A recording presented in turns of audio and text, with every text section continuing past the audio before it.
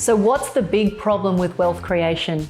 How do people like us, who didn't inherit a boatload of money, who are investing and building wealth from our own blood, sweat and tears, how do we invest in a way that gives us remarkable results and become financially free before retirement age? I don't know about you, but I am sick of hearing from wealth gurus and experts who don't walk their own talk and prescribe strategies that are a one-size-fits-all approach.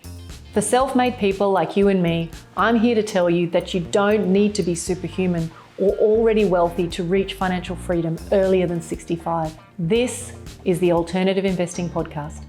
Hey guys, welcome back. In today's episode, I want to talk about something that has come up probably about 4 times in conversation this week alone, which is how is it possible that you have a multi-million-dollar property portfolio, but you can't retire, that you are years away from any kind of meaningful financial freedom and you don't know what to do. This is a really common scenario. It sounds like it's the exception, but more and more property investors are recognizing that although they have created a fabulous net worth on paper, that the portfolio they have just is not delivering them what they need. This kind of comes up in conversations all over the place. And it's probably the expression I tend to use a lot is don't major in the minors. So I know that a lot of people agonize about, when they sell, getting top dollar for their house, or when they buy,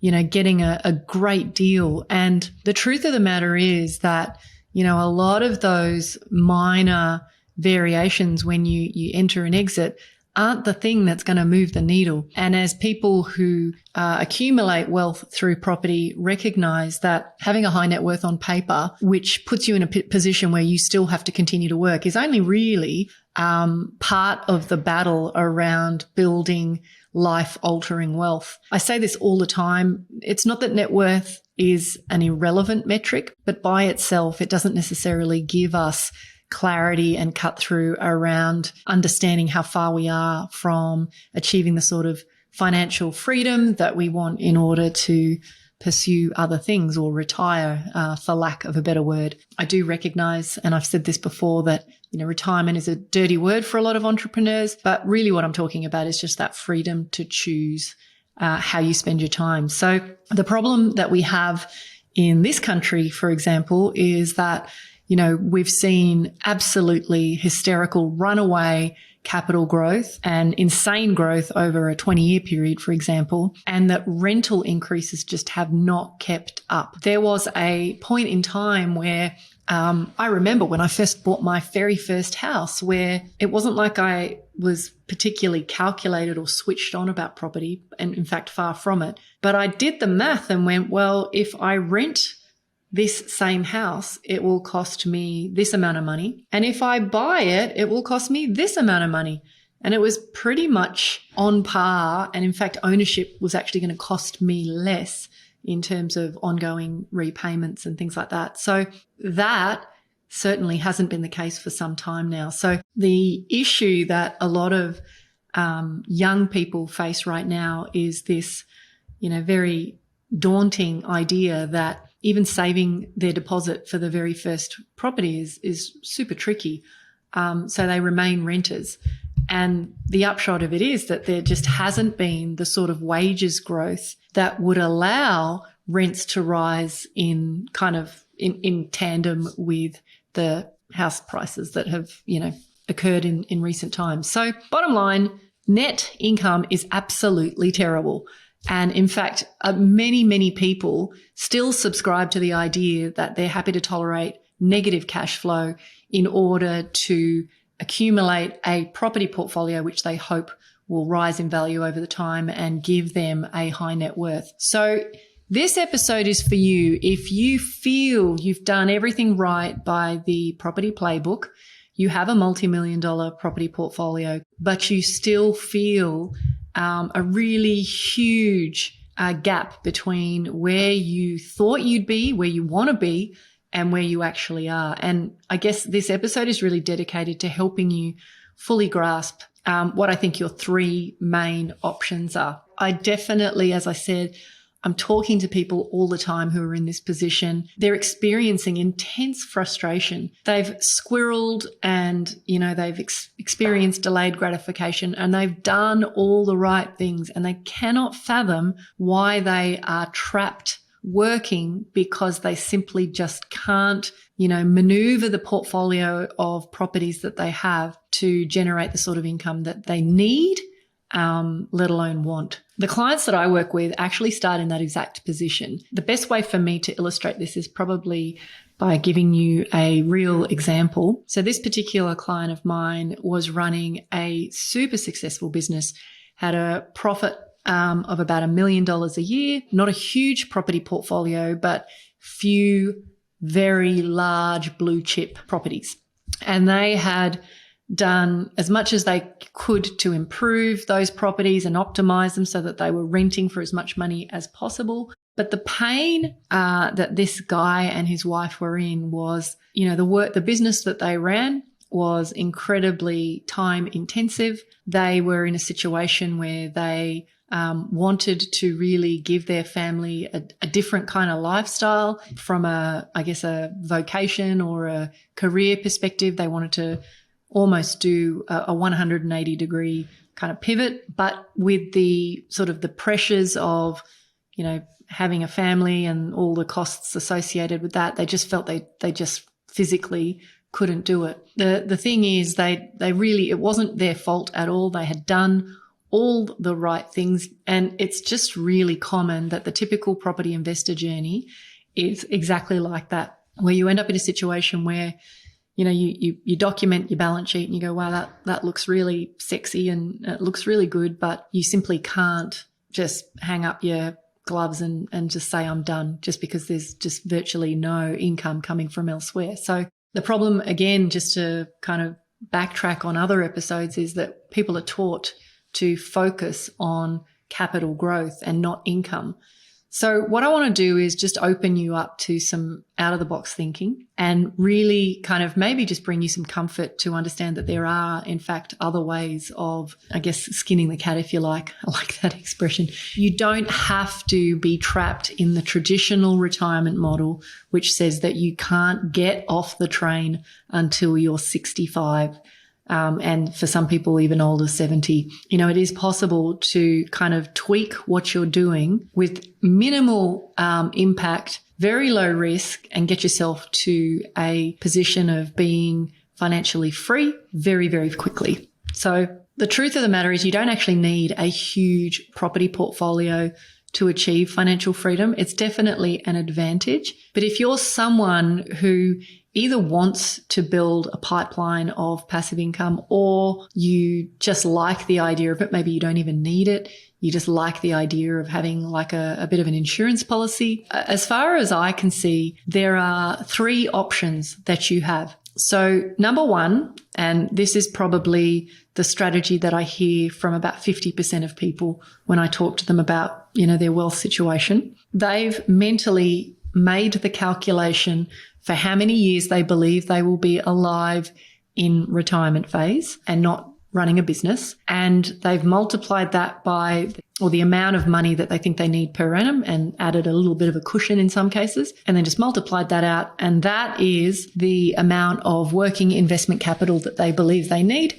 And their plan is just to sell that down over, 20, 15, 25, whatever that number of years is. The challenge with that model, obviously, though, is that we don't actually know how long we're going to live. The evolution of healthcare becoming stronger and more tricky over time. They're starting to grow organs and all sorts of things. The truth of the matter is, people are living into retirement for significantly longer than they originally planned. And so the plan of kind of building a nest egg that you then live off and kind of eat the cow and erode is actually starting to become a flawed plan. I think the other thing that I find wrong with that planning scenario is that, it doesn't really account for unexpected bumps along the way. And certainly if you're someone who has an interest in, supporting members of your family or community, or there's things you want to do to have an impact, in your years after business ownership. Maybe it's another business, but the thing that budgeting, if you like, your nest egg for perceived years in retirement, it just doesn't really give you a whole lot of room for error. That's your first option, is you sell down to fund your lifestyle and everything else that you want to pursue. So that is definitely a strategy that is, I can understand where it comes from. I can understand the logic, but I see that strategy failing more often than not. So that's one option. The second option is that you keep working in some capacity to bridge the gap. So this is also a very common scenario, and I'll give you a good example. I've got a couple of clients who right now are approaching, within a space of 12 to 18 months, the time when they just want to exit their businesses. Both of them, for various reasons, don't believe they have a saleable business. One guy in particular feels that a business sale is fraught with complexity that he doesn't want to focus on.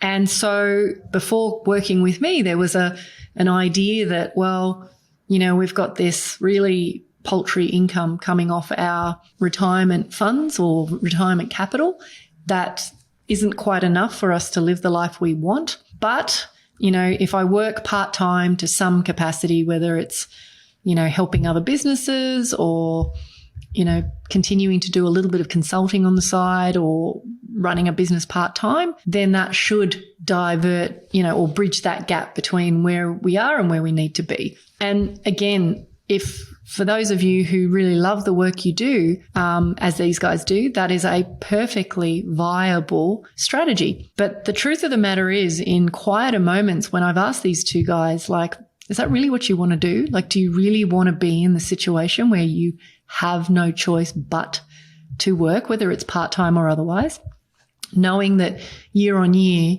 you've constantly got to be bridging that gap? Or would you prefer it if that baseline living expenditure was taken care of and the choice to work part-time or not work or travel was kind of optional? And, these guys have both admitted that, obviously that would be their preferred, way of living. So that second strategy, which is keep working in some capacity to bridge the gap, I guess the sense I have from having spoken to lots of people about this, and now, I'm giving you an example of a couple of people who are there right now, it's definitely better than the alternative, which is being forced to stay in your business regardless of whether you like it or not. But it's not ideal. It's not people's preferred outcome for, retirement and I keep saying for lack of a better word, but when they exit their businesses, it's almost like that freedom to choose how you spend your time should be without strings attached. And I think the hybrid model, which is really what that is work a little bit, earn a little bit, have some investments that give us some income, but just kind of manage the gap is not really ideal. So yeah, that's all I really want to say about that one. And then the third and final option is really about understanding how could I take a very small piece of my hard-earned working investment capital and put it into investments which deliver strong, predictable passive income, where I don't have to turn up to manage the deal, find the deal, that I'm working with people I know, like, and trust, that I feel is adequately protected through, being backed by real property, and that will effectively, in one foul swoop, in one hit, immediately bridge that gap between where I am and where I want to be. And so I guess unless you're someone who is just completely a control-oriented investor, meaning you like to be very active and manage every asset that you own from the ground up. In other words, you're not as interested in a passive income and a passive investing strategy, then there's no question that third option is the most attractive. What I want to do today is at least have you understand that there are three broad options that you can have if you have a multi-million-dollar property portfolio and you feel you just you're stuck. You don't have to be stuck. But I think what I'm trying to really encourage people to do through this podcast is embrace a different worldview. If you've done the hard yards and you have a good capital base behind you, a good business that develops great dividends, and you just want to pivot, you just want not so much to take on massive risk, but you just want to tweak the property portfolio that you have so that you're effectively creating the income stream that you need to live the life that you want, you must consider the pathway of alternative investments. It's not about taking wild and crazy risks. It's about working out what's the minimum amount of money that I need to make work harder for me so that I can reach financial freedom now or within the next 2 to 5 years, not 30 years down the track. I definitely think it's a different perspective for a lot of people, which is, how about instead of eroding my capital base, I just make it work and create income in annuity for forever. And if we can impart that sort of wisdom to our children, that the goal isn't to save our way or grow our way to a net worth that is meaningful, but more use leverage and creating a property portfolio to fast track our pathway to financial freedom, I think we're going to really, be really setting them up for a completely different financial future and maybe a different relationship with money than maybe what we've had, where we've had to learn about it the hard way. Because I don't know about you, but I sometimes reflect, if I knew in my 20s what I know now, how different life would have been. And not that I would trade it for the world. Obviously, I'm really grateful for the journey that I've been on. I have great empathy for people for whom it's been a bumpy road. I talk to people every day who are in a lot of financial pain, but who from all standards of, society would be perceived as rich. What I'm learning about more and more is that financial freedom, that ability to stake a line in the sand and just say, this is what I need, this is what I want, and I'm prepared to do what it takes to change my relationship with money. My hats are off to those people. So guys, look, I hope this has been useful. I guess my parting message is a multi-million-dollar portfolio is such a gift. If you've been smart enough to, do the right things with your money and you're in that situation, but you just want to understand more about how to make that pivot, please just reach out. I'm more than happy to chat to you about what I do, whether alternative investments are potentially a fit for you. I don't sell anything apart from myself. So, look, take care, guys, and look forward to catching up with you soon. You've been listening to the Alternative Investing Podcast. If you're feeling frustrated that despite doing everything right in the property investing playbook and you're no closer to financial freedom, then head on over to incosiwealth.com to learn more about how you can use alternative investments to catapult your investing income and blend strategies to shave decades off your timeline to financial freedom. See you on the next episode.